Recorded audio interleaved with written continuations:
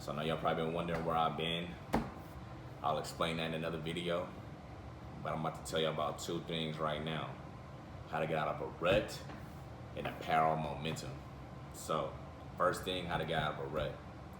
If you just stuck in the same spot, not liking your life, you depressed, it's just everything is just all messed up, effed up, then first thing you need to do is take action. You can read as many books as you want to. You can watch as many of my videos as other videos as you want to. You could call your mama, complain as much as you want to, but until you take action, until you apply to a school, until you get a new job, until you start working out, until you do whatever you want to do that pertains to your goals, until you take action, you're just gonna be still stuck in the same spot, just wondering, thinking every day, oh, I wish I could be doing better. If you don't take action, then you're just gonna be wishing. And I don't have no fairy godparents, fairy godparents, so I don't really believe in that shit. So just know, until you take action and moving forward, you apply to a new job, you start working out, you start taking your diet serious, you cut out alcohol, you cut out drugs you're doing that's keeping you in a bad situation, then you're gonna move forward. Next thing is ignore the noise. So when you make change in your life, there's gonna be people that saying all the type of shit, oh, that shit hard to do, it's hard to do. It's hard, hey, did you hear about all the requirements? Oh, damn, it took so and so long. Ignore all that shit. Because just because people want to talk that little pessimistic, all that weirdo, you can't do it, this, excuses, that's them putting their perspective on you. Have your own perspective. Don't ever just be out here taking other people's words for it. Oh, they could just be doing that shit just so you don't do what they think they couldn't do. So watch out for that. Ignore the noise. Stay focused. Now, obviously, somebody tell you, hey, you might die doing this. Pay attention. But if they not saying nothing like that, keep moving forward. Next thing is cut out bad habits. This probably should have been number one. Well, nah. Probably should have been number two behind take action. If you out here sleeping all day, every day, waking up at 11 a.m., going to bed at 2 a.m. from watching Netflix and bullshit, playing video games till 5 in the morning, hey, cut that shit out. Cut the drinking out. Like, if you gotta get drunk just to get through your weekday or weekend, that's a problem, bruh. That's a real problem if you gotta get drunk just to get through your life. That means that something is really fucked up. If you gotta stay asleep, we gotta get drunk, gotta get high. I mean, weed, medicinal purposes is cool, but if you gotta be out here with the wrong people, doing stuff that's not going towards your goals, you need to stop that shit. And that leads me to reason number 4, cut people out that's not aligned with your goals. If you trying to hoop, everybody else around you trying to play baseball, go to MLB, what sense does that make to be around them? You playing basketball, but you got people around you that's trying to play baseball, and y'all trying to, like, you can't, like, it don't add up. So if you trying to move forward in life, and you got somebody stuck trying to work a 9 to 5 at McDonald's, I don't got a problem with that if you're just trying to make some money for now, but if that's their career ambition, to be working at McDonald's, not caring, I'm trying to keep from cussing too much, you know what I'm saying? Then you gotta watch that. If you're trying to be a doctor, but somebody below you just trying to not do nothing, live with their mom, you can't kick it with them. You can't. Your goals don't add up. Like, it doesn't add up. Like, people want to just lay around outside all day, just kick it in the neighborhood all day, but you got other goals. You're gonna have to detach yourself from that group of friends and just kick it with them on the weekends or one day a week. Because if you stick with them, birds of a feather flock together. If you stick with them, it's gonna be dead. It's gonna be dead. Your goals are gonna be dead.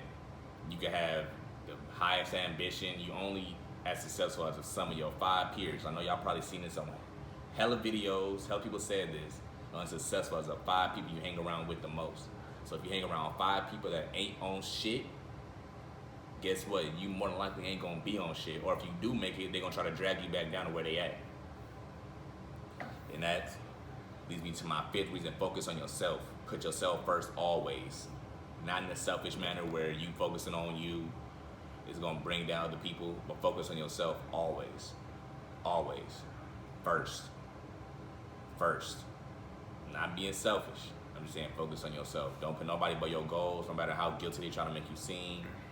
That, oh, he just want to do this and do this. Fuck all that. Do what you got to do. Focus on yourself first. Don't let anybody else make you feel guilty for trying to move forward in life.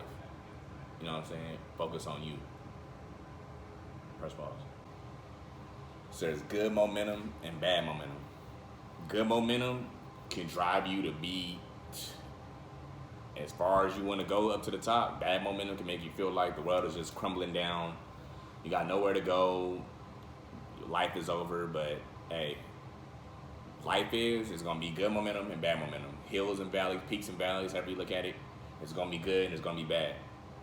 So how you handle the bad is probably more important than how you handle the good momentum, because people that can't handle bad momentum, those are people that end up depressed, lonely, hurt their whole life, blaming other people, pessimistic, drunks, you know what I'm saying, drug addicts, like everything you don't want to be.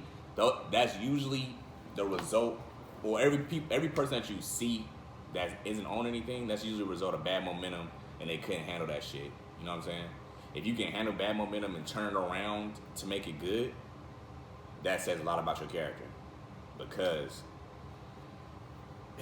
if things are going well all the time, you don't really know what somebody made of if things are going well all the time. You got things to eat all the time, water to drink, you living good, you don't gotta worry about clothes. Like, what kind of test of character is that? The real test of character is how you handle adversity, how you handle loss, how you handle going through tough times, how you handle, sadly, death. That's the part of life. So how you handle all those things is a part of life. So if you can't handle those things properly, and obviously through experience, of course, the way you handle something at 15 is gonna be different than the way you handle something at 30. So as you get older, you should be able to handle things that are negative in a better way. So you shouldn't be acting like a 12-year-old when you're 22. You shouldn't be acting like a 22-year-old when you're 44.